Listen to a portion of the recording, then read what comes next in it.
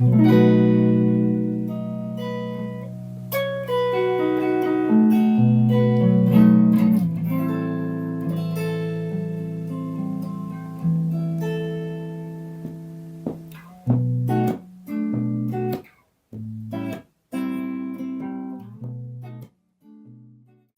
Bonjour.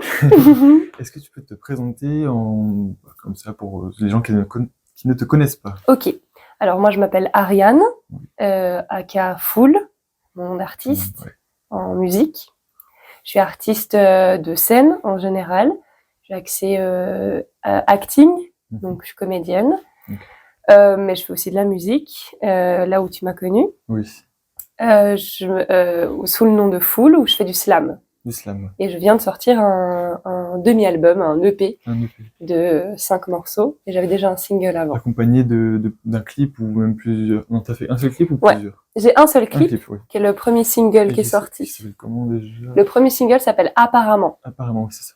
Et ça se passe dans une soirée un peu... Exactement. Ouais. Ça retrace l'histoire de quelqu'un en soirée, du before jusqu'au lendemain matin. Ouais.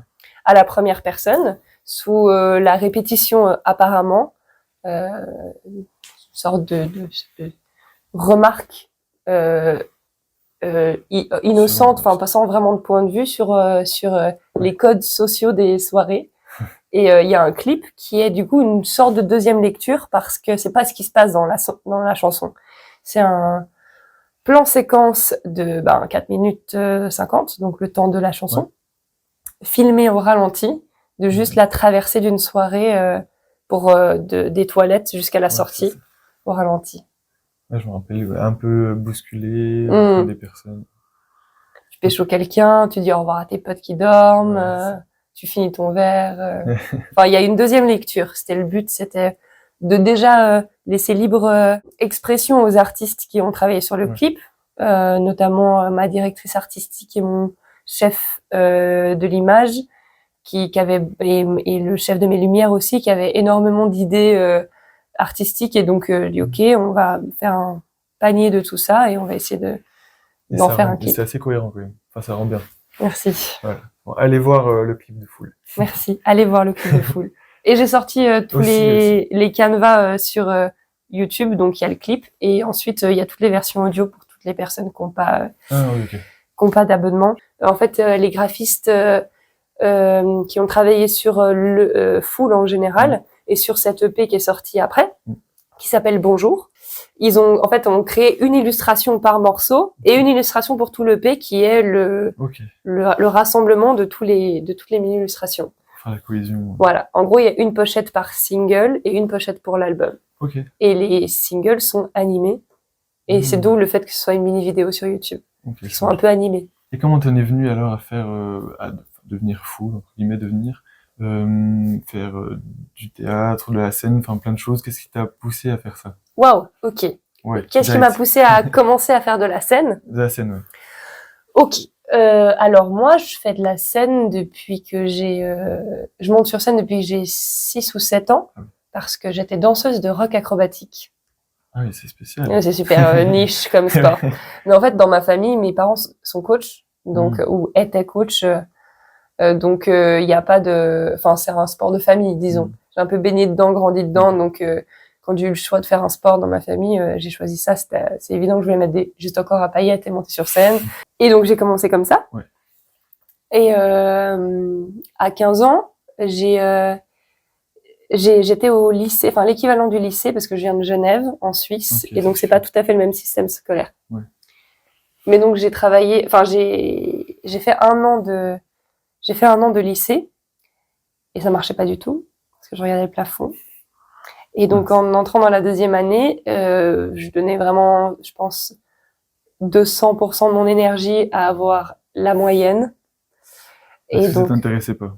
Ouais, je pense. Et puis, j'étais pas, je pense, prête, trop jeune, bizarrement, pour apprendre autant de choses. Ça m'intéressait pas. J'étais pas du tout faite à être assise sur une chaise. En soi, en écoutant le professeur qui est passionné, c'était chouette. Mais j'étais incapable de le recracher à un examen par semaine, quoi. D'apprendre du vocabulaire de 2 langues en plus, des théorèmes de maths, faire attention à l'orthographe. impossible. Ouais, c'est vrai, il faut une certaine discipline pour apprendre. Et à un âge assez jeune, c'est difficile de comprendre que apprendre, c'est important. Ouais, complètement. Puis en plus de ça, j'adorais, j'étais intéressée par tout ce qu'on me disait, juste le travail à la maison. Enfin, je faisais d'autres choses, du Oui, voilà. sport. Je voyais mes potes parce que j'avais des potes.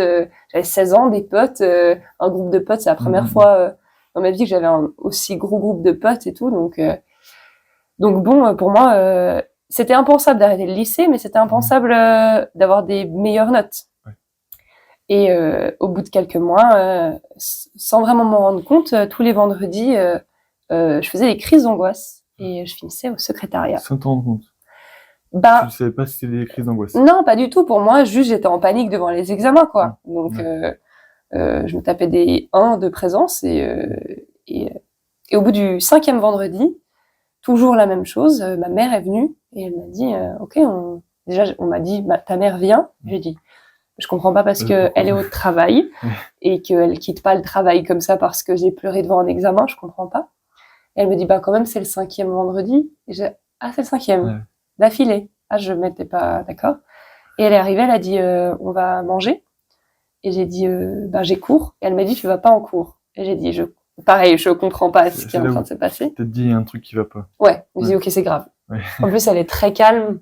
Je viens d'une famille où c'est plutôt les femmes, les dirigeantes. Okay. Je suis à moitié espagnole et en général, dans la culture espagnole, c'est les matriarches. Okay. C'est abuela qui décide. Oui. Et ma mère, qui n'est pas espagnole, pour le coup, on a la même dynamique. Et très calme, très posée, elle m'a dit, t'arrêtes. Et d'un coup, en fait, elle m'a mis en face de moi que j'avais un problème et qu'en plus de ça, il fallait résoudre le problème. Et elle m'a donné la solution et elle m'a fait me rendre compte que le seul problème de ma vie, c'était mes notes. Comme beaucoup de jeunes autour de moi d'ailleurs, à ce moment-là. Et j'ai dit, ok. Alors à la base, c'était au moins pour un semestre. Et puis j'ai dit, ok, je fais quoi? Alors il y a eu quelques semaines où j'allais en cours pour rigoler, j'allais voir que les profs que j'aimais bien. Ouais. Et ensuite, j'ai dit, ben moi je veux faire du théâtre. Donc là, t'avais 17 ans. Il y avait 16 ans. 16 ans. Et je lui ai dit, ok, j'ai dit, je veux faire du théâtre, mais je pense que je suis trop vieille pour faire du théâtre. Et vu que j'étais déjà très extravagante à l'époque, dans ma manière de m'habiller, de me maquiller et tout, j'ai dit, ben, le métier qui s'y rapproche le plus, c'est la couture. Puis vu que je fabriquais déjà un peu mes vêtements, j'ai dit, bon, bah, je vais faire de la couture, comme ça je ferai des costumes de théâtre. Donc j'ai fait plein de diplômes de haute couture. Ah oui. Tous en même temps, parce que pour le coup, là, ça me passionnait. Et comment ça, tous en même temps? Bah, en fait, j'étais dans une école privée qui proposait 3 diplômes différents, couture, dessin et chapellerie. Okay. Et je les ai tous fait en même temps. Ah oui. Donc en 2 ans, j'ai fait les 3 premiers diplômes et ensuite, les 2 années d'après, j'ai fait modélisme, qui est un peu l'étape d'après de la couture. C'est pour les robes de mariée à la main, les trucs hyper fancy, et l'illustration de mode. Donc pareil, le dessin en plus avancé. Okay. Et bah il y a toujours le théâtre qui gravite au-dessus de ma tête. Mais pour moi, c'est toujours trop tard. J'arrête la scène. Dommage. Triste. Parce que j'ai plus le rock et plus le boogie. Et j'ai une amie qui me dit, mais moi j'ai besoin d'une danseuse pour ma pièce, c'est une pièce amateur et tout, viens. Elle a réanimé la flamme. Oui, surtout qu'elle m'avait entendu dire que j'étais trop vieille en soirée, puis je pense qu'elle s'est dit, bon, je vais pas pouvoir la convaincre comme ça, je la prends sur ma pièce. Et au bout d'un mois de répète, elle me dit, oh, il y a un petit rôle, tu sais, celui que t'avais lu, là, l'ado, là. Je fais, ouais, il est trop cool ce rôle, je t'avais dit. Elle fait, bah, prends-le. C'est un petit monologue. Puis à la fin de la semaine de représentation, elle a dit, bah, tu vois, tout le monde est venu me féliciter. Et elle a dit, bah, tu vois. Pas trop vieille. T'es pas trop vieille. J'ai encore mis 1 an et à 20 ans. Donc 4 ans après, 4-5 ans après avoir quitté le lycée, je rencontre un ami dans le train qui est dans une école spécifique en Suisse qui prépare aux hautes écoles de théâtre, une école préparatoire, disons. Et il était dans la pièce que j'avais jouée et il m'a dit « T'as toujours pas commencé le théâtre ?» Et j'ai dit « D'accord, bah, peut-être on va commencer. En plus, les horaires de son école, c'était la première année, c'était la moitié de la semaine, donc je pouvais faire les 2 diplômes en même temps. En fait, il m'a motivée. J'ai dit, mais j'ai pas le niveau. Il m'a dit, mais moi, je te prépare à l'audition. Donc, on a répété des mois et des mois. Et on a fait et j'ai fait l'audition. C'était à 2 heures de Genève. Et je vais faire cette audition. C'est dans la montagne, en Suisse et tout. C'est une école dans une petite ville. Et elles me disent, OK, enfin, let's go. T'as pas le niveau technique, mais il y a un truc, vas-y. Et je dis, OK, trop bien. Bon, et là, pendant 2 ans, j'ai fait moitié couture à Genève, moitié théâtre à 2 heures dans cette petite ville qui s'appelle Martigny. Et pour payer tout ça, enfin, avec l'aide de mes parents, mais pour payer un peu toute ma vie d'être tout le temps dehors, je travaillais la nuit dans un bar au milieu des 2 villes. Ah oui, OK. Ce qui m'a fait beaucoup de vécu en très peu de temps. Beaucoup de choses. Donc, entre mes 19 et mes 21 ans. Et après, à la fin de cette école... C'est fatigant? Si, mais en fait, quand tu fais que des choses qui te passionnent... Ouais, c'est vrai. T'aimais bien le service au bar le soir, quand même? C'était mon premier travail. Ouais. Donc, en fait, ça m'a appris à travailler, à répondre aux garçons la nuit. Parce que j'avais un patron qui m'a engueulé. Les peu de fois où il m'a engueulé, c'est que parce que j'étais trop gentille avec des clients méchants. Ah oui. Donc, t'aurais dû le rembarrer, t'aurais dû prévenir le videur. Il faut que tu... c'est bien, que tu permis de... OK. Ouais, voilà. De plus être la petite chose fragile. Et ce qui m'a beaucoup servi en arrivant dans une aussi grande ville que Lyon. Parce que 2 ans après, la question s'est posée de... j'ai été prise dans une école pro à Lyon. OK. J'avais réussi l'audition. L'Acting Studio. Okay. Voilà. C'est une école comme il y en a d'autres. Donc, je la recommande pas plus qu'une autre. Mais elle est très formatrice. Okay. Surtout, c'est la méthode qu'ils utilisent que je recommande fortement, qui est la méthode Stanislavskienne. On a plein la bouche quand on parle. C'est la méthode de l'acteur studio. En gros, c'est la méthode pour faire du cinéma, et moi, je voulais faire du cinéma. OK. Et tu veux plus? Je veux toujours faire du cinéma. OK. Mais à ce moment-là, voilà.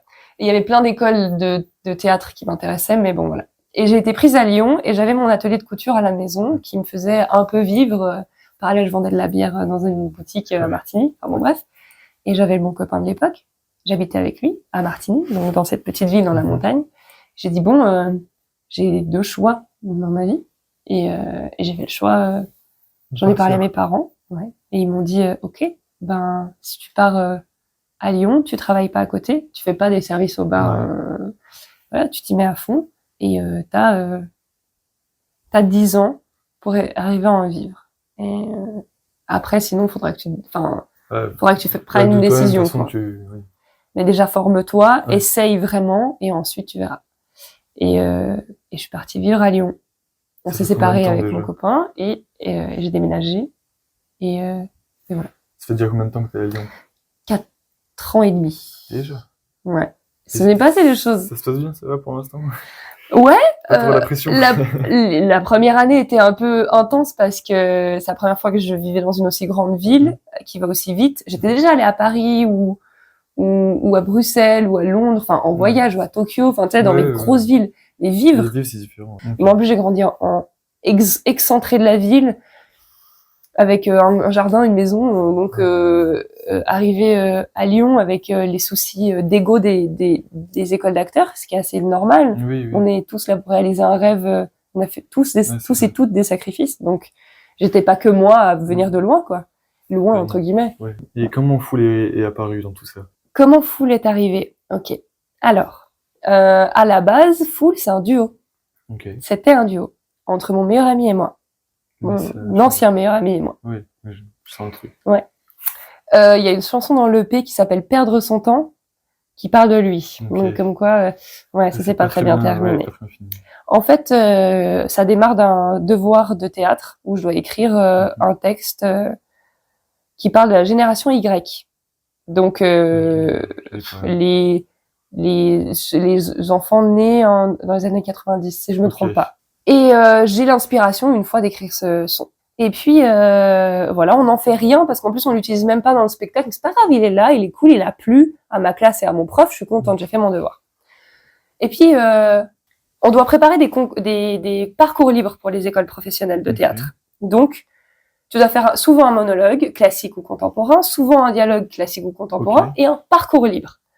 Tu danses, tu chantes, tu fais ce que tu veux, tu fais un parcours libre. Il y a même une fois une fille Et moi, j'ai fait un slam, voilà. Il y a même une fois une fille qui a fait des crêpes. Donc, voilà, tu vois. Oui, C'est libre. Et puis, vu que moi, dans mon CV, c'est déjà marqué que j'avais fait de la danse, le théâtre, bah, il n'y en avait pas beaucoup,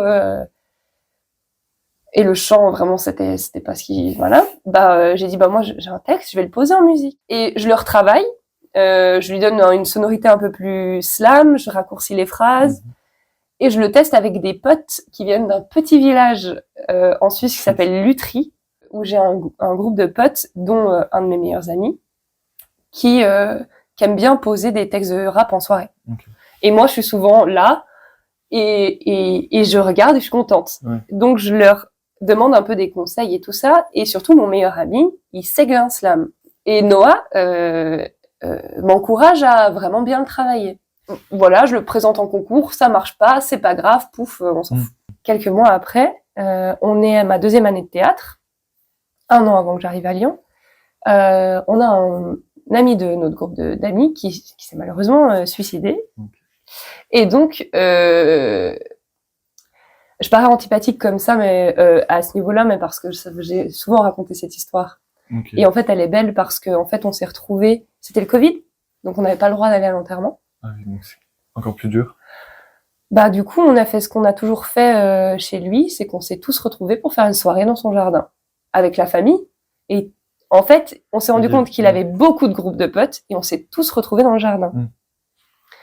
Sympa. Et comme toutes les... C'est un bel hommage. C'était génial. On a planté un arbre, on lui a raconté notre soirée, on est tous allés parler, lui raconter un petit peu notre vie. Et comme toujours, les fins de soirée, ça s'est mis à poser. Donc moi, j'étais posée sur ma chaise, tranquille, voilà, à repenser à tout ça. Il y a un son qui parlait de lui, donc ça nous a tous beaucoup émus et tout. Et là, il y a Noah qui se lève et qui fait bah rien à un slam. Et moi, j'ai dit bah tu peux la fermer aussi. C'est pas, je veux dire, en plus, il y a des gens de Paris que j'avais jamais vus qui pour le coup eux vraiment, enfin c'était des tueurs. Enfin moi, je les entendais poser. C'est pas trop le moment là, Noah, s'il te plaît. Ouais, de me foutre dans la sauce. Et bah il avait mon instru, donc ils ont lancé mon instru. Ou je sais même plus, c'est pas moi qui l'ai lui envoyé. Donc en fait, en soi, il a joué sur une carte sensible de je sais que t'as envie. Je sais que t'as envie de le montrer. Et je me suis levée, et ils ont mis mon instru, me suis levée et je l'ai posé. Et quand j'ai fini le son, on était tous très à fleur de peau, hein, donc voilà. Mais il y a beaucoup de gens qui se sont mis à pleurer. Ouais. En fait, ça a délié les langues parce que c'est un son quand même qui parle du monde de la nuit, de ce que vivent en majorité les femmes en soirée, et les contraintes et les épreuves que la société entre guillemets nous demande de vivre ou pas. Enfin voilà, c'est hyper. C'est pas palpable, mais en même temps, on a un peu des codes et, enfin bref, c'est un son qui parle de ça. Là où, du coup, les meufs de cette soirée se sont mis à parler de leur vécu et les mecs se sont mis à parler du fait qu'ils s'en rendaient pas du tout compte. Oui. Et ça a délié les langues de fou malade. On en parlait quand même moins il y a 5 ans que maintenant de toutes ces histoires. Donc, je me suis dit... bien accueilli, quoi, Ouais, de fou. Et surtout, à la fin de la soirée, tout le monde est venu me voir en mode, meuf, enfin, ce serait vraiment bien que t'en fasses quelque chose. Et à ce moment-là, ben, j'avais un autre meilleur ami qui faisait de la musique électronique, et qui était très doué, et qui avait vraiment, pour moi, de mon point de vue, besoin de motivation et d'un projet. Okay. Donc, je le contacte, et je lui dis, ben, tu te rappelles ce texte-là, j'avais fait pour des concours? Il fait, ouais, je me rappelle. Je fais, ben, ça te dit, on l'enregistre et tu fais une prod et genre, on en fait un truc. Il est méga chaud. Puis de fil en aiguille, notre amitié se resserre encore plus avec la collaboration dans le travail, et ça devient pas seulement juste un son comme ça devient un projet de single, et en fait, ça devient un projet d'album, donc ça devient un projet de duo. Ouais. Et donc, on en crée un immense truc. Ça s'appelle Petite Foule. Ah. Ça s'appelle Petite Foule. On a un logo qui est en train d'être créé. On a un branding. On a des idées de shooting. On fait un shooting. On a machin. Et on a surtout une idée de clip. On dit, il faut le clipper. Comme ça, les gens, ils voient qu'on est sérieux dans notre travail. Mais il nous faut des thunes pour clipper. Ok. On fait un Kickstarter. Donc, c'est un financement participatif. Ok. On lance un Kickstarter et on demande ce dont on a besoin pour le clip, c'est-à-dire 10 000 balles. Oui. Et surtout qu'il y avait beaucoup de figurants parce que dans le clip, vous verrez, il y a beaucoup de figurants et figurantes, performeurs et performeuses qui jouent la foule, les gens dans les bars, enfin voilà. Il y a plutôt des acteurs, actrices dans la partie bar, plutôt des performeurs, performeuses dans la partie boîte de nuit. Ah oui, il y avait du monde. Ouais, il y avait du monde, donc il y avait du monde à payer. Ouais, bah oui. Plus une équipe technique, la caméra, machin, faire venir des gens et tout. Et toutes les personnes que vous avez appelées, enfin le staff entre guillemets, pour filmer, etc., vous le connaissez ou c'est vraiment, vous avez contacté des personnes comme ça? 90% des gens qu'on a contactés, on les connaissait déjà. On est allé chercher 2-3 profils un peu particuliers. Il y a une performeuse drague, une performeuse burlesque et 2-3 actrices ou performeuses ou performeurs qui ont des physiques plutôt atypiques. Il y en a une, elle est rousse avec une immense chevelure rousse, tu vois, donc ça donne des jolies silhouettes. Que ça, pour le coup, c'était toutes ces personnes-là étaient recommandées par ma directrice artistique, qui m'a dit, moi, j'ai des visages que j'ai maquillés avec l'école, des gens que je connais. Enfin, vraiment, ce serait génial. En plus, je les connais, je peux leur faire l'essayage des costumes et tout. Avec le théâtre, t'as pu voir d'autres... Exactement. J'avais tous les acteurs, actrices qui étaient sur le set, c'était mes potes de l'école, parce que j'étais rentrée à l'acting à Lyon, entre-temps. Et l'équipe technique, c'était soit des gens que j'avais rencontrés à Lyon, soit dont seulement une personne qui était mon ancien petit copain avec qui j'ai vécu à Martigny, qui m'a dit, même si on se sépare, je te suis sur ton prochain projet pour te booster parce qu'il est réalisateur. Et donc, il a tenu sa promesse. Super sympa. Trop cool. Bon, il a été rémunéré aussi, mais dans l'idée, super sympa, ouais. C'est trop cool. En plus, l'image, elle est magnifique, donc c'est trop cool. Bref, on fait ce clip. Enfin, on a 11 500 balles de budget au lieu de 10 000. On atteint largement l'objectif. Et on fait ce clip. Il est génial, il est trop content, on le sort. Et malheureusement, quand il a fallu commencer à bosser sur l'album après, eh bien, raison de motivation, peut-être. mon partenaire de l'époque, enfin mon duo de musique, pardon, en fait, je pense qu'il était très mal à l'aise parce qu'en fait, le projet est devenu, je pense, trop gros par rapport à l'investissement qu'il avait envie d'y mettre. Et il osait pas me le dire parce que pour moi, c'était le plus gros projet de ma vie et c'était vraiment quelque chose. Enfin, j'avais libéré une voie que j'avais vraiment envie d'explorer. J'avais beaucoup trop de choses à dire. Et malheureusement, il s'est bloqué dans la communication qu'il a eue avec moi. Et donc, il m'en a pas parlé. Et il a arrêté de me parler un peu du jour au lendemain. Et bloqué toutes les communications. Donc... Sans explication. J'ai eu l'explication 1 an et demi après, quand il a fallu faire signer les droits sur apparemment pour changer de nom, l'utilisation du nom de Fool, enfin de Petite Fool en Fool, et qui cède les droits enfin qu'on regarde comme on fait avec le master d'apparemment. Ouais, donc technique quoi. La saison de printemps, j'essaie de comprendre ce qui se passe. L'été où je fais mon deuil. C'était il y a combien de temps? C'est l'année il y a 2 ans. Il y a 2 ans. Ouais. Je finis ma première année à l'acting studio, j'entame la deuxième. Et non, pardon, pas du tout. Je finis ma 2e année à l'acting studio. Je finis l'acting studio. Donc j'ai fini mes études, tout ça. Enfin, il y a tout ça qui se passe. Ouais. Et beaucoup de choses en même temps. Beaucoup de choses en même temps, ouais. La fin de ça, la sortie d'école, enfin voilà. Gros changement, plus étudiante pour la première fin de ma vie. Et la fin de ce duo, visiblement, sans trop que j'aie d'explications et tout ça. Et puis je demande beaucoup conseil tout l'été, comme je fais tout le temps. Et un peu tout le monde me dit tu n'as absolument pas besoin de lui. Sauf que moi dans ma tête, il est le studio, il est le musicien, il est l'éditeur, le producteur, le booker, enfin il est tout quoi. Donc moi j'écris les textes et je suis la voix. T'as bien produit quoi. Exactement. Voilà. Et du coup je dis en fait le truc c'est que j'ai plus de voix, enfin j'ai plus ma voix et mes textes. Et là où on me rappelle un petit peu que à la base c'était juste ma voix avec un texte. Donc je me dis ok, je crois que je vais repartir parce que j'ai trop de choses à dire, trop de textes écrits qui ont envie d'être posés. Il faut trouver quelqu'un pour t'aider peut-être à lancer le truc, à enregistrer, etc. Il me faut un musicien, il me faut un producteur, il me faut tout ça. Et là j'ai une amie qui me recommande un ami à elle Et elle me dit, c'est d'ailleurs la directrice artistique du clip d'Apparemment, Ah, qui elle me dit, mais moi, je connais un producteur. Il s'appelle Noé. ah, bah, le fameux. Et il cherche des artistes, justement, qui n'ont pas encore sorti grand-chose, justement parce qu'il travaille qu'avec l'émergence et tout. Et il cherche pour son catalogue d'artistes, les artistes. Et je dis, bon, est-ce que tu as son numéro? Je l'invite à boire une bière, on se fixe une bière. Et le rendez-vous se passe tellement bien en fait, moi, je suis arrivée avec l'idée que si je peux avoir un producteur, c'est génial. Ouais. Si je peux avoir juste un musicien avec qui faire de la musique, c'est tout ce que je veux. C'est déjà bien, ouais. Et je suis repartie avec une maison d'édition, un producteur et un musicien. Et en plus, super sympa, super connexion, tu m'as dit. Ouais. C'est-à-dire qu'il me dit, OK, on part une semaine et demie en vacances. Quand on revient, tu testes le studio. Je dis, OK, parce que moi, je veux rien signer, rien faire tant que j'ai pas, parce que si c'est un endroit où j'aime pas travailler. Oui, c'est sûr. Je marche un peu sur des œufs au niveau de la confiance dans le travail, là, avec la musique et tout. Plus, avec ce qui s'est passé. Ouais, je fais attention avec qui je travaille. Et on est entré ici. À 14h, on est entré dans la Monito. À 23h, les autres sont venus nous chercher parce qu'on était encore en train de faire de la musique. On est sorti de là avec la première maquette, qui est Maelstrom, qui est dans l'EP, d'ailleurs, qui est un des morceaux de l'EP, qui est un peu triste, comme son. Mais il est cool, mais il est un peu triste. On est en un après-midi, un son.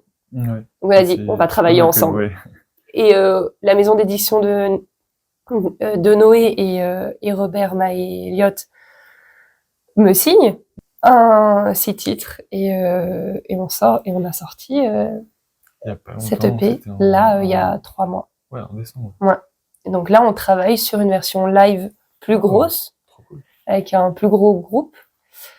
Donc sur un set juste Noé et moi comme t'as vu un peu, et sur un set plus gros avec 2 musiciens en plus, Justinien et Siméon. Déjà.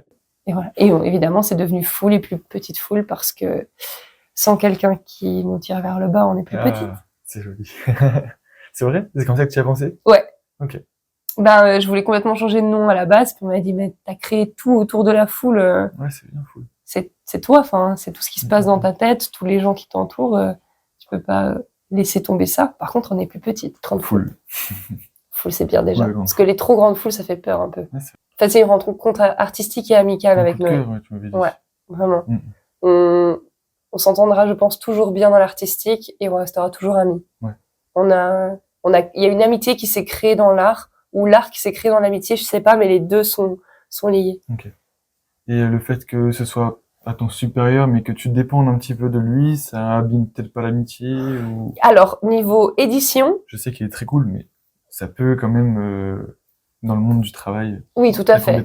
Déjà, quand on se met à travailler, on travaille juste. On a plus tendance à amener le travail dans les moments entre potes que les moments entre potes dans le travail. Et puis, qui plus est, il n'est pas mon référent. Dans la maison d'édition, c'est Robert, que j'ai jamais vu. Éditeur. Non, Robert est genevois. Il vient de Genève. Ah, ok, en plus. En plus. C'est trop drôle. Ça, c'est une coïncidence de fou. Et pareil, c'est un humain nord, et comme Maë et comme Elliott, comme de tout le monde ici d'ailleurs. Et Robert est mon référent éditeur. C'est-à-dire que Noé ne gère pas mon édition. Donc, on enlève un point de vue hiérarchique. Il est le producteur de mes musiques et mon musicien. Musique en plus, Et en plus de ça, il a accepté de m'accompagner en live. Comment tu te ressens en concert avec Noé, etc. T'as tout planifié ou alors tu fais un peu des impros, je sais pas. Alors pour l'instant, on en a fait un. Donc, il n'y a pas beaucoup de vécu. Et puis, en plus de ça, vu que c'était mon premier concert, parce que moi, j'avais jamais fait de concert, j'ai fait plein de pièces et des trucs. Mais j'avais l'habitude de la scène, mais par contre, les concerts, j'avais pas géré un micro avec le Larsen que ça peut provoquer. J'avais déjà été microtée sur des spectacles, mais ici, tu sais pas, pas avec le micro devant, là. T'as raison c'est inconscient presque. Tu parles normalement, quand si le micro est ici, alors que quand tu le tiens ou tout à fait. qu'il est devant toi, faut se diriger. Tout à fait. Donc, c'était un baptême du feu, quoi. On y allait, en plus, il faisait -1000 dehors. Moi, j'étais restée bloquée dans les bouchons pendant 1 heure, donc j'étais arrivée 1 heure avant l'ouverture des portes de la salle, donc c'est juste. il y avait des problèmes de balance du son à cause d'un des amplis de la salle qui avait eu un petit souci. Donc en fait, on y allait comme ça, alors qu'on avait fait des répètes, c'était un peu carré. Je posais sur mes prods enregistrés. Juste, on avait enlevé la ligne de guitare et Noé m'accompagnait à la guitare. Ok. Et une fois en répète, on était parti un peu en live en mode sur connerie. Ouais. Donc un des morceaux de l'EP. Où on avait fait juste un guitare-voix comme tu l'as entendu et on a tellement on a kiffé, donc on a dit s'il demande un rappel, on le fait. Au final, on a forcé le rappel, on avait trop envie de le faire. Donc je cherche à me débloquer un peu là-dedans sur scène, d'où le fait que en fait on est sorti de là en disant il nous faut un plus gros set, il faut réarranger les morceaux pour que ça dure plus longtemps. En fait, on en veut plus. Voilà, c'est bien, il y a de l'entrain, il y a de l'envie d'aller encore plus loin. Exactement. Sauf que booker 4 musiciennes et un ingé son, c'est pas la même chose que de booker juste 2 musiciens et l'ingé son de la salle. Donc, on a décidé si on continue sur cette lancée, c'est des idées comme ça pour l'instant, de partir sur un petit set de 30 minutes, juste à 2 comme t'as entendu. Ouais. Et sur un gros set, plutôt de 45 minutes, avec Justinien, Siméon et Noé. Et on regarde dimanche, on a la première répète officielle. Ce sera ici aussi? Non, ce sera chez Justinien. Chez Justinien. Parce que on veut à la campagne. À la campagne, exactement. On a décidé de sortir un petit peu du cadre travail ici.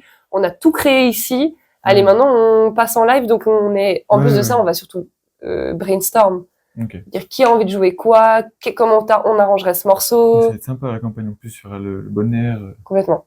Ça va être super. Un peu vacances, un peu chill. Ouais. Donc voilà, je suis un peu du genre à tout préparer parce que j'aime surpréparer mes sets en live ou mes pièces ou peu importe. Ouais, surtout que après comme ça je suis libre. Toutes mes perfos en danse aussi c'est pareil. J'aime avoir des balises et tu peux dévier des balises, mais tu sais quelque chose qui est cadré. Exactement. Et alors, pour l'instant, ça va, t'arrives un peu à en vivre ou tu dois faire quelque chose à côté pour pouvoir vivre de ta musique Parce que c'était un peu l'objectif aussi de ça, pourquoi tu venais à Lyon. Enfin, c'était pas full, l'objectif c'était plus le théâtre de base, mais ensuite ça s'est transformé. Ouais, il y a un petit peu tout. Je continue, je suis toujours comédienne à côté. Ouais. À côté. Enfin, je suis toujours artiste, donc globalement, entre le théâtre, le cinéma reste un objectif. Je viens de finir une formation en escrime artistique. Oui, mais on se l'était dit au téléphone. Ouais. En fait, c'est l'escrime pour, parce que je ne connais pas du tout en fait. Et en fait, c'est l'escrime pour en faire dans le monde du spectacle. Dans le monde du spectacle. Et dans les films, ouais. C'est pas, ok, dans le monde du spectacle. Oui, mais c'est pas pour faire des représentations de danse d'escrime. Enfin, je sais pas si ça existe. Mais... ça existe, si je me trompe pas, mais dans des comédies musicales ou des choses comme ça. Oui, en fait, en gros, j'ai appris à me battre. Juste comme la cascade est aux arts martiaux, ce que l'escrime artistique est à l'escrime historique. Vraiment, on a appris l'escrime historique et après tu mets de la distance et tu armes beaucoup tes coups et oui, en simulant le geste, sans vouloir faire mal. Un peu comme des comédiens qui refont une scène de vie. Voilà. En gros, on a appris à se battre. J'ai encore un petit peu des cloques aux mains. Ah oui. Et voilà. Et ça s'est très bien passé. Donc. Ouais, tu m'as dit, félicitations encore. Merci. Donc voilà. Donc non, j'arrive pas à en vivre pour l'instant. Aussi parce que je entre gros guillemets, attention, cours pas après l'intermittence. J'ai décidé, de toute manière, j'y ai pas le droit si je reste fiscalisée en Suisse. Donc, enfin, voilà, faut que je sois 100% française, entre guillemets. Et pour l'instant, j'en vois pas la nécessité parce que je préfère galérer avec des petits boulots à côté. Donc, tu fais quand même des petits boulots à côté. Ça m'arrive, je prends toujours des commandes en couture. Et j'ai des parents qui m'aident toujours parce que j'ai pas encore 30 ans et que j'avais entre mes 20 et mes 30 ans. Et j'ai 25. Donc, on en est pile poil à la moitié de la route. Ça va. Et pour l'instant, il y a des bonnes avancées, c'est prometteur quand même. Ouais, c'est un gros marathon depuis 4 ans et demi, là, depuis 4 ans et demi. Depuis, parce qu'il faut investir partout, du temps, de l'énergie, de l'argent. Sans être sûr que forcément ça fonctionne, mais c'est comme ça que ça marche. De toute façon, c'est en prenant des risques, en allant au bout des choses que tu peux espérer que ça marche. Exactement. Surtout que, vu que c'est un métier, c'est un corps de métier, l'art de la scène, qui demande à ce qu'on t'ait vu travailler avant qu'on t'engage. On peut aussi appeler ça le réseautage, c'est-à-dire que plus tu connais de gens dans le milieu, plus on va penser à toi. Ouais. Donc, faut faire tous les projets bénévoles qui passent et qui t'intéressent et qui sont dans ta morale, hein, bien sûr, Oui. Et alignés à ce que tu penses, pour ensuite débloquer plus tard. Okay, et c'est très chouette. La plupart des gens avec qui je travaille maintenant sont des gens qui étaient en école de cinéma avant. Et que moi, j'étais en école d'acting. Et t'as pas mal de choses comme ça. Ouais.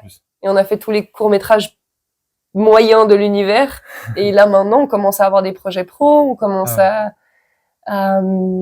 Sarah, la directrice artistique du clip, qui fait plein de trucs. Maintenant, elle est costumière sur ma pièce que je suis en train de monter. Enfin, elle fait plein de trucs. Tu montes une pièce? Je monte une pièce en ce moment, ouais. Qui s'appelle? Kin. C'est un Alexandre Dumas. Celui qui a écrit Les Trois Mousquetaires et tout, qui est bien en vogue en ce moment. Ouais, en ce moment. Avec le Monte Cristo, ça l'a boosté un peu. Ah ouais, de fou. On a bien choisi notre moment. Ouais. Ça fait 3 ans 2 ans et demi qu'on bosse dessus.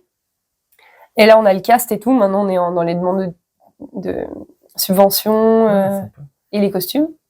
Donc là, tu pourrais faire aussi. Là, toute la semaine, on fait les costumes là. Okay, Sarah, moi et une amie couturière aussi. Ok. On est sur la création des costumes. Ouais. Mais vous avez les acteurs, vous avez tout. Ouais. Toi, tu vas jouer en plus d'avoir fait les costumes. Ouais. Et je suis surtout à la mise en scène. Ok. On est 2 metteurs en scène, sauf que l'autre metteur en scène, Daniel, il joue Kin, l'acteur principal, enfin le personnage principal. Et c'est difficile de se mettre en scène soi-même, j'imagine. Ou surtout mettre en scène une scène sans se voir. Ouais. Et vu que moi j'ai un rôle qui a un rôle important mais qui a peu de scènes, ben c'est parfait. Et les scènes où on est les deux là, parce qu'il y en a, on les a déléguées à un acteur de la troupe officiellement. C'est ta mise en scène sur cette scène. Okay. Donc c'est cool, c'est un travail. On a déjà fait une semaine de résidence, c'est super cool. Donc j'arrive à en vivre, ça dépend les mois. Okay. Mais j'ai de l'aide de ma mère encore beaucoup. Okay. Donc on la remercie beaucoup et on n'arrête pas de travailler. Mais cette pièce-là, c'est super, moi ça m'intéresse. Ouais. Ça va passer quelque part ou... Alors pour l'instant, on n'a pas de date prévue, mais oui, on va la jouer à Lyon et très certainement à Genève aussi. Ouais. La troupe est lyonnaise. Daniel et moi, on est genevois de base. Après, on habite les deux à Lyon. Donc on aimerait bien jouer à Genève, surtout on a des demandes de subventions genevoises, vu que moi je suis toujours genevoise, fiscalisée. Enfin bon, bref, j'habite toujours à Genève. Donc voilà, ça va bientôt sortir. On est en pré-production et on n'a pas de date pour l'instant, mais ça va venir. Ça s'appelle Kin. C'est une mise en scène de Daniel Willy et de Ariane Sancos, de mon vrai nom, du coup. Pas full. Et pas Ariane Rose non plus.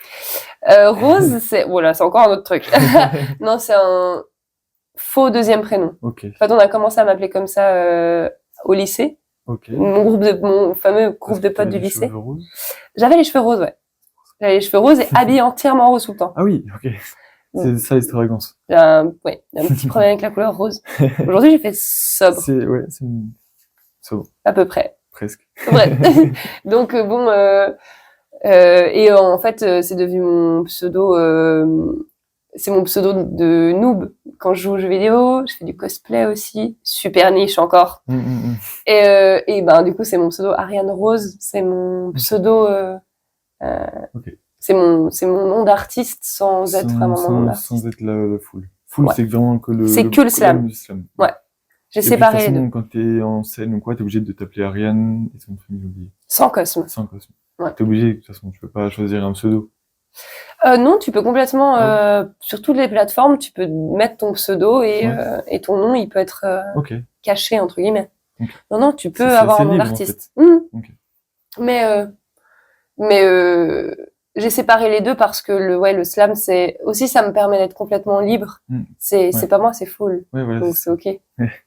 Elle peut dire, elle peut faire des chansons comme conneries. Et voilà. Ouais, très bien la musique. Tu m'avais dit que ça allait être, mais ça va. C'est implicite. Oui, mais étant donné que je dis, je sais pas combien de fois le mot connerie, déjà, tu peux pas, entre guillemets, enfin, tu passe pas à la radio. Elle passe pas à la radio. C'est perdre son temps qui passe à la radio de temps en temps. Elle Elle est passée dans une radio lyonnaise là il y a pas très longtemps. Merci Ronix. Tu touches quelque chose. Ah, c'est Ronix en plus qui a réussi à le mettre en radio. Ouais, super maison d'édition.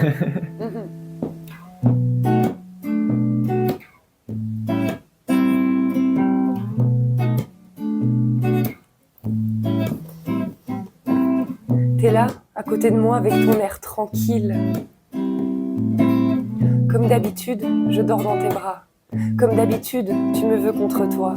Comme d'habitude, je me demande sans courage si tu as la même envie que moi, alors. J'apprends les contours de ta bouche et je me demande, quel goût est là ? Je me demande la sensation des caresses de tes bras. Si leur dureté est faite pour me plaire, alors je pars dans mes pensées à rêver qu'on se touche. Qu'on se touche plus que les câlins au réveil, plus que les au revoir du matin. J'apprends les contours de ta bouche avec ta main, sur mes reins, avec ton souffle sur mes lèvres, avec ton bassin presque contre le mien et je meurs. Je meurs de cette phrase, je meurs de ces mots qui brûlent d'avoir l'audace de te dire j'ai envie qu'on fasse une connerie. J'ai envie qu'on fasse cette connerie de prendre le risque de tout exploser, de prendre le risque de tout envoyer balader. J'ai envie que tu ouvres les yeux, que tu les poses sur les miennes, tes lèvres. J'ai envie qu'on enlève nos vêtements, qu'on les balance sur notre amitié, juste quelques instants. J'ai envie de manger ton cou, manger ton ventre, manger ton corps. Je veux te manger toi, en entier. Je veux que tu me manges moi, en entier. Et je veux qu'on ait chaud, beaucoup trop chaud. Et je veux crier, beaucoup trop crier.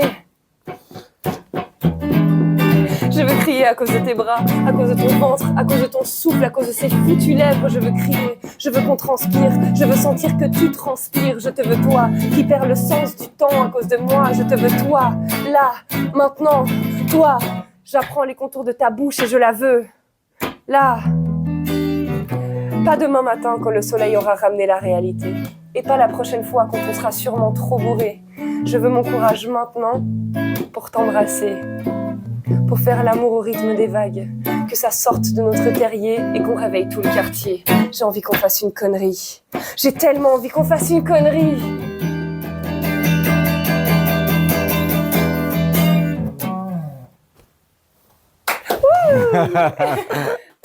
C'est quand même une connerie qui est passée en radio malgré quelques mots comme connerie. Voilà, comme connerie. Bah oui, visiblement. Puis c'est eux qui l'ont choisi. Puis c'est dans leur catalogue Perle. Donc, oui. Peut-être c'est une bonne visibilité, disons. Ouais. Donc voilà. Après, en tant qu'artiste, on est surtout rémunéré quand on fait des lives. Ouais. Parce que sur les streams, oui, mais pas au niveau, à mon niveau de stream, clairement pas. Et donc, c'est plutôt des lives. Voilà. Et on est en train de créer les sets. Parce que là, quand tu disais que vous allez faire des lives, c'était vraiment pour les concerts. Dans ma tête, vous allez filmer et faire des lives, putain. Ouais, oui, je compte, pardon. Non, mais filmer les morceaux en live et les mettre sur YouTube comme des clips à part ou faire un deuxième album, Bonjour, version live. Ah, oui, ça. On y pense. Ouais. Parce que, à mon avis, si on a un set qui fonctionne bien, on aura envie de le rec. Surtout que... Et puis c'est toujours sympa, un album live comme ça. Moi, j'aime bien. Ouais. Et en plus de ça, avec des nouveaux arrangements, une nouvelle vision d'artiste, parce que là, c'est que Noé et moi. Et quelle est la place de la philosophie dans ma vie? Dans ta vie, oui. Donc, quelle est ta philosophie de vie? Ok. On peut demander ça. Tristement, j'ai jamais eu de cours de philo à l'école. Ah ouais? J'aime beaucoup remettre en question les codes sociétaux. C'est très formel comme formule. J'ai compris. C'est pour être plus clair. En d'autres termes, j'ai pas envie de vivre comme tout le monde et j'ai pas envie. Les idées préconçues, les choses comme ça, quoi. Tout à fait. Alors que j'aime beaucoup le cadre, je suis pas du tout à l'aise avec les systèmes qui n'ont pas de hiérarchie claire. Alors pas forcément entre humains, mais disons un cadre précis. Par contre, je suis pas d'accord avec le fait qu'on puisse pas remettre en question des choses qui sont là depuis longtemps. Moi, j'ai une philosophie de vie qui fonctionne sur la base de la liberté de penser bien que la liberté d'expression s'arrête là où commence celle des autres. Donc, il faut faire attention, parce que tes mots ont un impact. Et je trouve qu'on confond beaucoup, surtout en France, la franchise et la méchanceté gratuite. C'est-à-dire qu'on dit beaucoup trop souvent, c'est encore mon point de vue, on dit beaucoup trop souvent à mon goût, et c'est que mon goût, mais c'est juste pour être franche. Ou je te le dis honnêtement. Hein. Et après, ça sort une grosse insulte. Mais je suis juste honnête. Bah non, du coup, t'es juste méchant, parce que ça va pas du tout me faire avancer. Je pense voilà. J'aime beaucoup, j'apprends avec le temps, ça se voit pas du tout maintenant, mais à me taire quand il faut, et à parler, ou à exprimer les choses, que mon point de vue est pas forcément utile.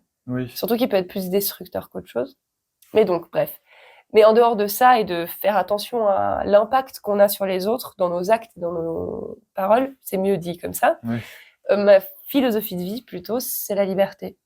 La liberté de vivre comme j'en ai envie, de travailler dans le milieu dans lequel j'ai envie, de me saper comme j'en ai envie, et en fonction du mood, et d'aimer comme j'en ai envie. Donc, et évidemment, je l'impose à personne, et je juge absolument aucun autre style de vie qui fonctionne comme ça, même les gens très francs et méchants, je les juge pas du tout, juste on va peut-être pas passer beaucoup de temps ensemble parce que c'est un peu violent, mais sinon ça me dérange.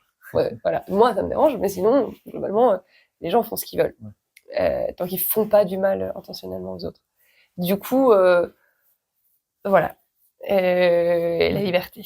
La liberté. Oui. De toute façon, quand tu vas dans le domaine du théâtre ou de quelque chose d'artistique, généralement tu veux être libre parce que c'est essayer de t'exprimer de ta manière. Le théâtre, c'est faire sortir la personne qui est en toi un peu.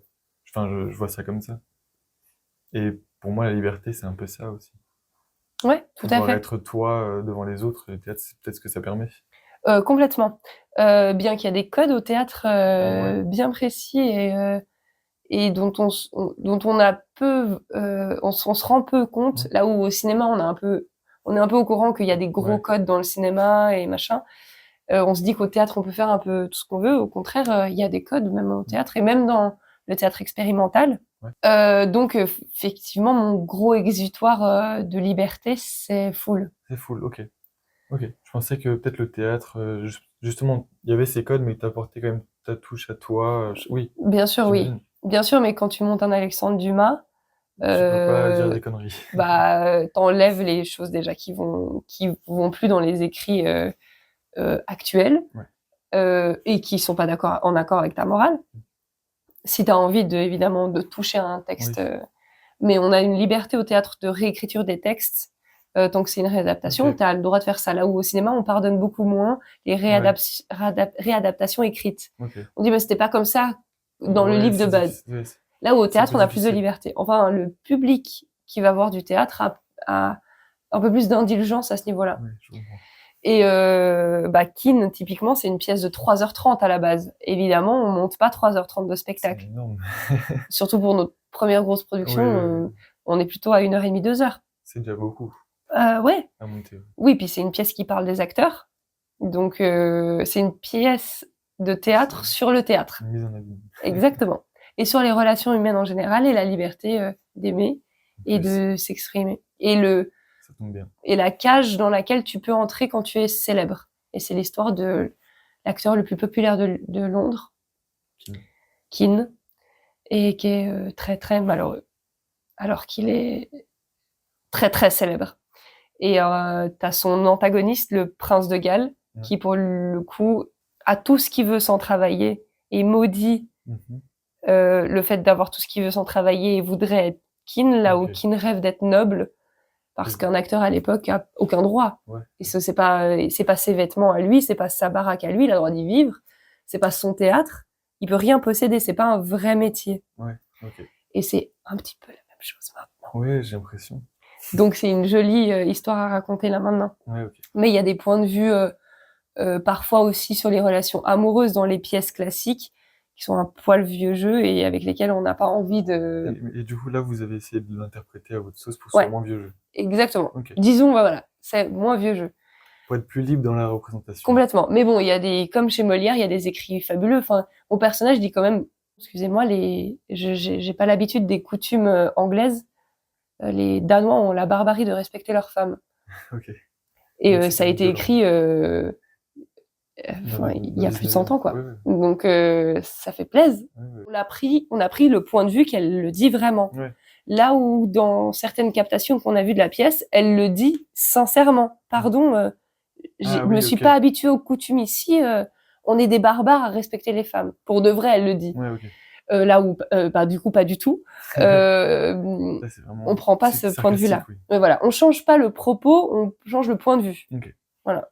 Et pareil avec Fool, j'essaye toujours d'écrire des choses qui sont pas, comme apparemment, qui sont plus des... Ça dénonce quand même un peu. Ouais, mais c'est des observations. Oui. En fait, je trouve qu'il y a de la philosophie partout. Après, dans le théâtre, il y en a tellement que je me mets pas à lire des bouquins de philosophie, parce que j'ai de la peine à me concentrer assez longtemps pour lire des bouquins.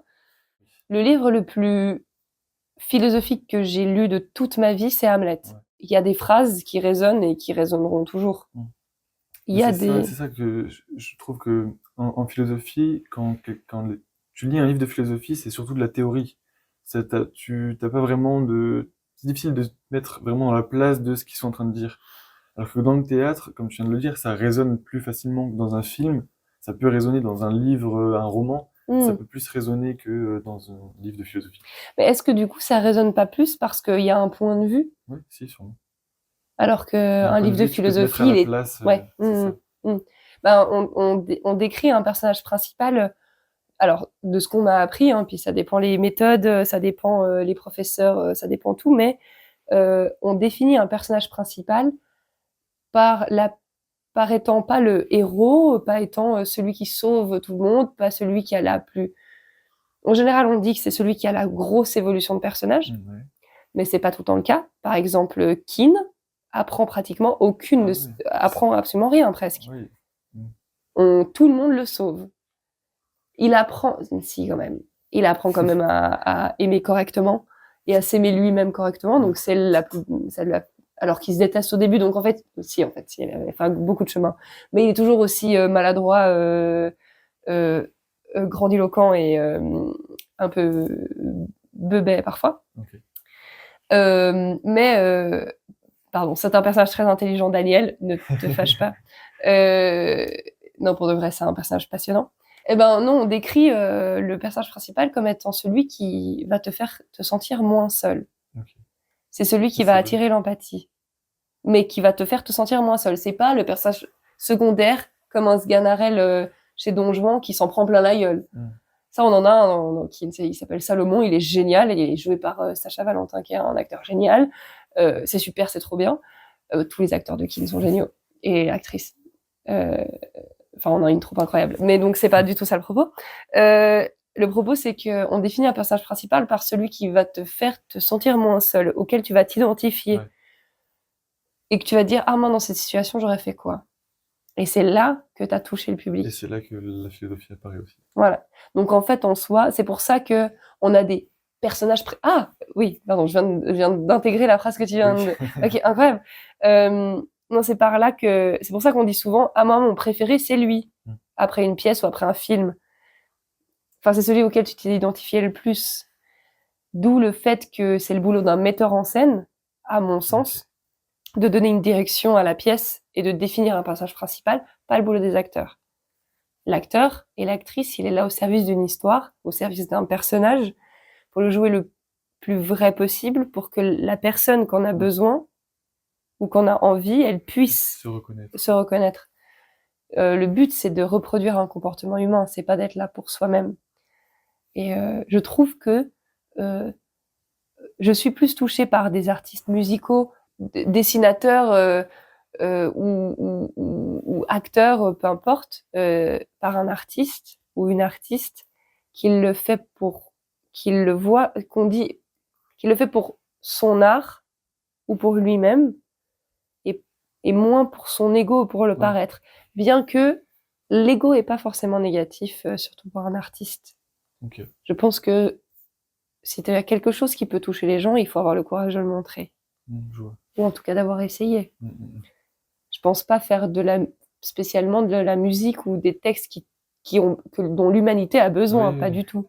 Mais par contre, Peut-être qu'une ou deux personnes dans le public se sentira mieux. voilà.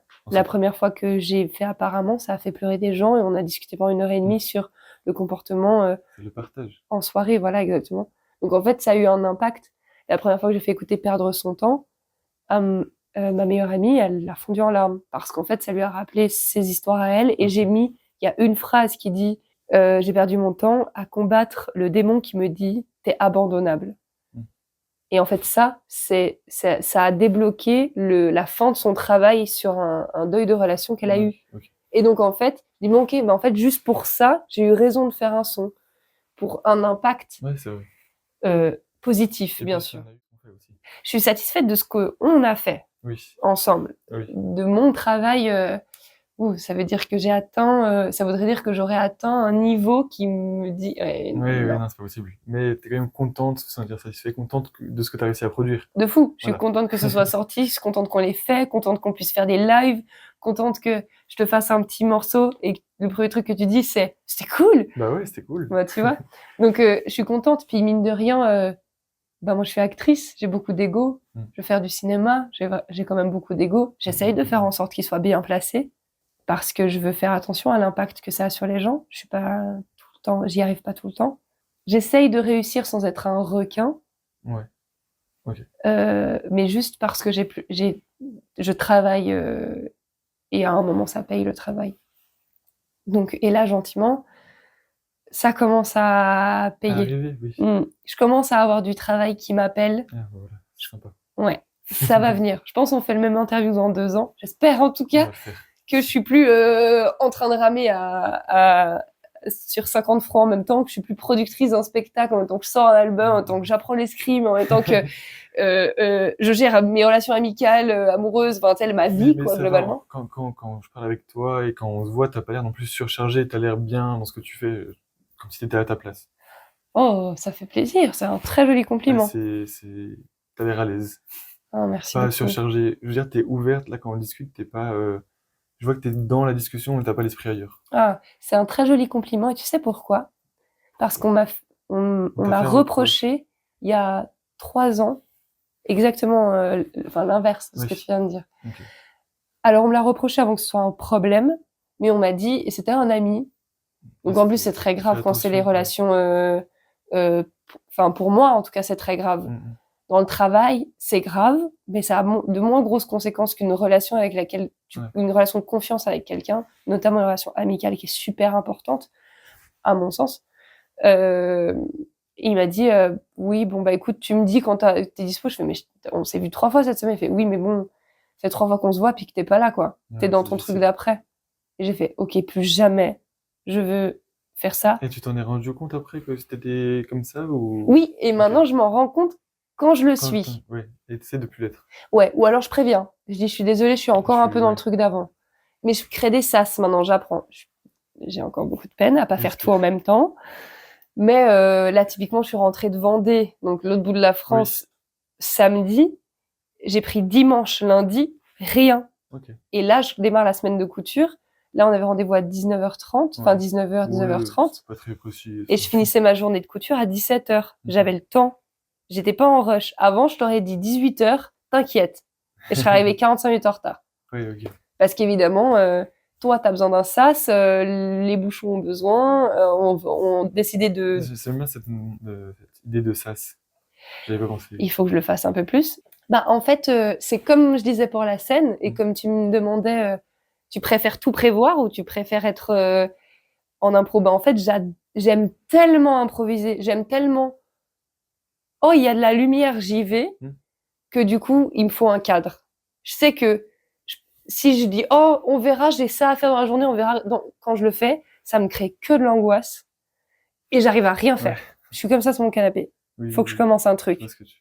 Et le seul truc que tu arrives à faire en général, c'est regarder un truc à la télé qui te demande pas d'énergie. Jusqu'à ce que tu culpabilises parce que tu avais d'autres trucs à faire. Exactement. Et donc, c'est pas du repos, c'est pas du travail, c'est du rien et de la culpabilité. T'es encore plus fatigué après. Et à la fin de la journée, Ouais. tu fais une super angoisse Voilà, de c'est ça. dodo, donc tu dors mal, donc le lendemain, enfin voilà. Mm, Donc j'essaye, encore une fois, parce que j'y arrive pas tout le temps, de compartimenter et d'avoir une structure. Je sais que je peux entrer dans ce bar où il y a de la lumière et qu'il y a un concert et que ça a l'air génial si je sais que le prochain truc que j'ai à faire, il est dans 1 heure. mm.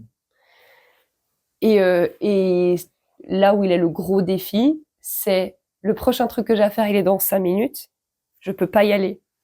Et le plus dur, c'est de faire, j'y vais pas parce que j'ai des Oui. trucs à faire. Surtout quand moi, j'ai pas de patron. Oui, oui. J'avais un peu Noé et surtout Renix. Mm, Mais enfin, dans l'idée, je pointe pas tous les matins, quoi. Je dois Ok. avancer mes projets, ils le savent. Mais, Ok. quand t'as pas de patron, ou Oui, même oui, quand je t'en vois. as, il faut faire attention. Tu dois garder ton cadre.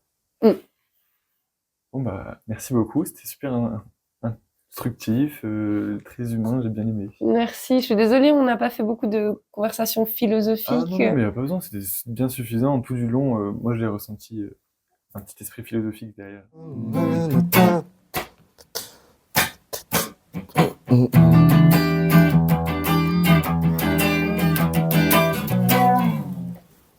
Tu vois